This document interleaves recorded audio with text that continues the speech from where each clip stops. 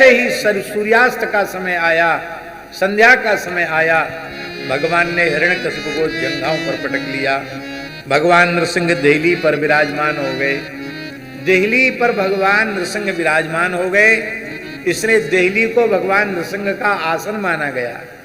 देहली पर खड़ा नहीं होना चाहिए, देहली पैर से छू जाए तो स्पर्श करके देहली को प्रणाम करना चाहिए। पूर्व काल में माताएं सूर्योदय के पूर्व गाय के गोबर से, मिट्टी से चौका लगाकर देहली का पूजन कर देती थी, इसलिए घर में कोई उपद्रव नहीं होता था, अलाय बलाय नहीं घुसती थी।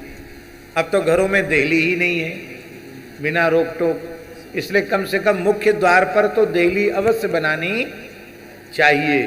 देहली आवश्यक है प्रत्येक भवन में। पुराने मंदिरों में देखा होगा, घरों में देखा होगा, सब घरों में देहली बनती है। हिरण्यकशिपु को जंघाओं पर पटक कर भगवान ने कहा, अरे दुष्ट, तूने वरदान मांगा था कि मैं ब्रह्मा जी की बनाई हुई सृष्टि के किसी प्राणी के द्वारा न मारा जाऊं। बोल, ब्रह्मा जी की सृष्टि में मेरे जैसा प्राणी तुझने कोई देखा है? बोले, महाराज आपका मुख तो सिंह का है, बाकी आपका शरीर देवता का है, आपके जैसा स्वरूप तो मैंने कभी ब्रह्मा जी की सृष्टि में नहीं देखा। तूने वर मांगा था, न दिन में मरूं न रात में मरूं। बोल, दिन है कि रात? बोले, महाराज ये संध्या का समय है, न इसको दिन कहा जा सकता न रात कहा जा सकता। तूने वर मांगा था, न घर के भीतर मरूं न बाहर। बोल, तू घर के भीतर है कि बाहर? बोले देहली न भीतर होती न बाहर, बीचों बीच होती है।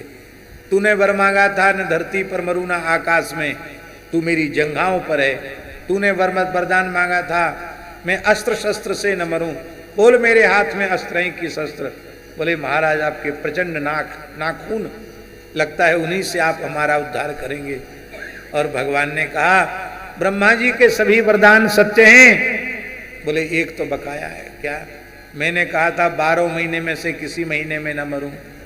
भगवान ने कहा, तुम्हारे लिए हमने 13वां महीना बना दिया, पुरुषोत्तम मास। उस समय अधिक वैशाख मास था। बोले, ब्रह्मा जी के सब वरदान सत्य हैं? बोले, हाँ सत्य हैं।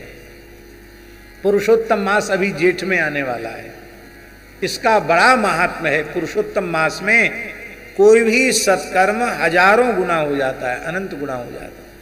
कार्तिक मास में जो दीपदान की विधि है, वो दीपदान का पुण्य अधिक मास पुरुषोत्तम मास में 1000 गुना बढ़ जाता है। इसलिए अभी अधिक मास आने वाला है, हो सके तो किसी तीर्थ में अधिक मास व्यतीत करना, गंगा यमुना आदि में स्नान करना, और जितना हो सके नियम सेवा करना, भगवान को नित्य तुलसी से अर्चन करना, और नित्य भगवान के सामने दीपक अवश्य, दीपदान अवश्य करना।